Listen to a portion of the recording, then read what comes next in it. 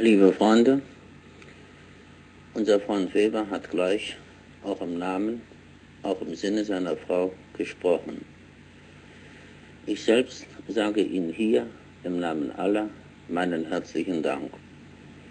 Mehr hätte ich dem nicht hinzuzufügen. Wenn Sie diese Worte genau gefolgt sind, werden Sie wissen, was das für uns, was es für jeden unserer Mitmenschen bedeutet. Dass wir alle den Weg so zu gehen haben, wie Christus selbst ihn uns aufgezeigt, um noch deutlicher zu werden, um ihnen all das zu sagen, was ich überhaupt zu sagen habe.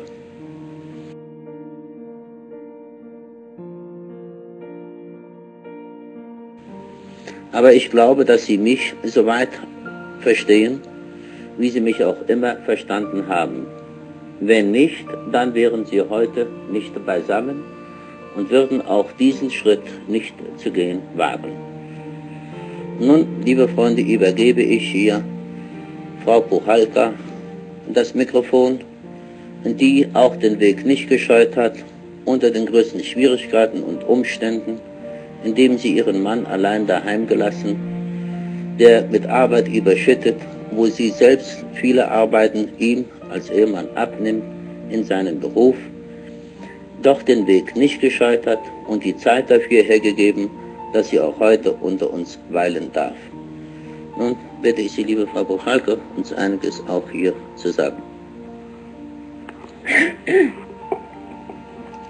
Liebe Freunde, dass auch ich hier heute sein kann, möchte ich, wenn auch nicht in vielen Worten, aber doch in vorgerückter Stunde etwas hinzufügen. Es ist schon sehr, sehr lange her, als ich den Weg zu Bruno Gröning fand. Und ich muss schon sagen, wäre mir lieber gewesen, es wäre schon früher gewesen. Aber nun war es noch nicht zu spät und ich bin sehr, sehr glücklich darüber. Es war zwar ein Weg voll Leid, aber dieses Leid wurde umgewandelt zu sehr, sehr großem Glück. Und ich habe das große Leid, ich muss schon sagen, fast vergessen. Ja, liebe Freunde, ich muss mich wieder einschalten. Es ist zu schwer, all das wieder aufzuzählen, was weit, weit hier zurückliegt. Und Frau Puchalka sitzt hier gerade neben mir, so ich unrecht sprechen sollte, wird sie mich schon korrigieren und wird schon sagen, es sei nicht wahr. Das Leid, das sie in ihrem Körper aufzuweisen und das für sie auch ein sehr schmerzliches gewesen ist, brauche ich nicht groß zu betonen. Eines steht fest, dass wirklich Menschen, die den Beruf Arzt ergriffen, alles Mögliche versucht, dieser Frau von dem Übel, von dem sie behaftet war, zu befreien. Und doch möchte ich auf diese vielen Versuche jetzt nicht eingehen, wie mir diese Versuche durch Frau Puchalka bekannt geworden sind, was die Ärzte angestellt hatten. Niemand wusste sich einen Rat und gerade deswegen war es so schwer, hier zur Tat überzugehen, um das Leid zu beseitigen.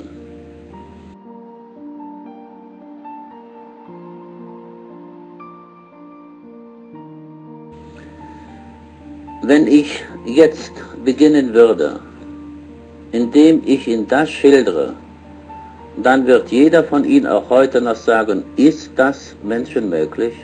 Ist es überhaupt möglich, was man mit einem Menschen überhaupt anstellen kann?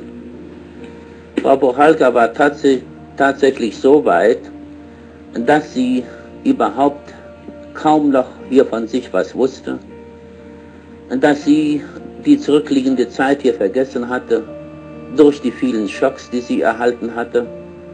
Ich brauche hier die Fachausdrücke nicht zu gebrauchen und betonend herauszustellen, aber es ist schon so furchtbar gewesen, dass jeder dieser hernach sagte, als sie alles Mögliche versucht haben, dieser Frau ist nicht mehr zu helfen, die können wir ruhig beiseite stellen und können wir ruhig abschreiben.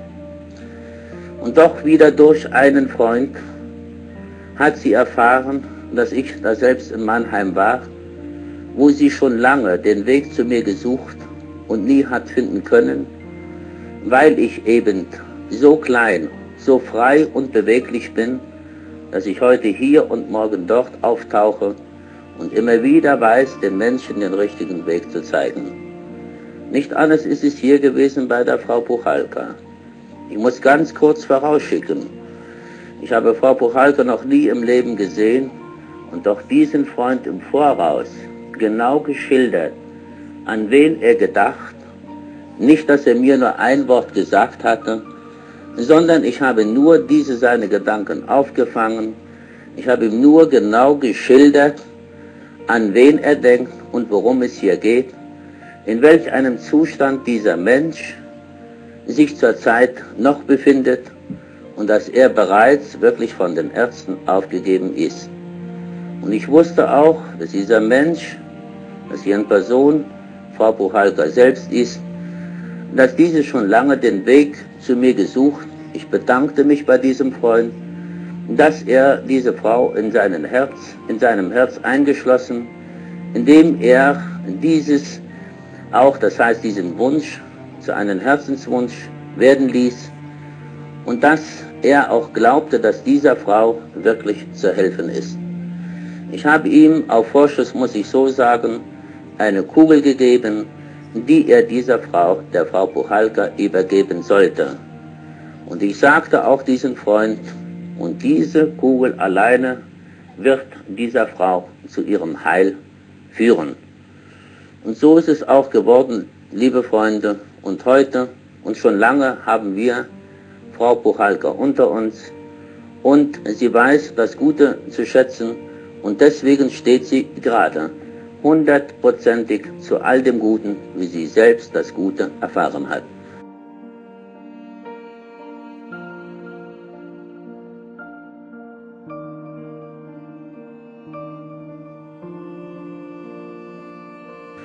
Nun, liebe Freunde, bitte ich zu entschuldigen, dass ich für Frau Puchalka gesprochen habe. Ich habe hier keinen Anstoß bekommen und ich glaube doch die Wahrheit soweit, wenn auch in kurzen Zügen, geschildert zu haben. Und ich glaube auch, dass Sie mir das glauben. Falls nicht, haben Sie, ja, Frau Puchalka ebenfalls heute noch unter sich und Sie können sich selbst von überzeugen. Ich selbst halte es nicht für notwendig zu lügen. Ich habe so viel an Wahrheit zu sagen. Und all das, was wir heute hier tun, wozu auch Sie heute zusammengekommen sind, ist ja der Weg, der jeden Menschen auf diesem Weg der Wahrheit führt. Die Wahrheit steht über alles. Die Wahrheit, das ist Gott selbst.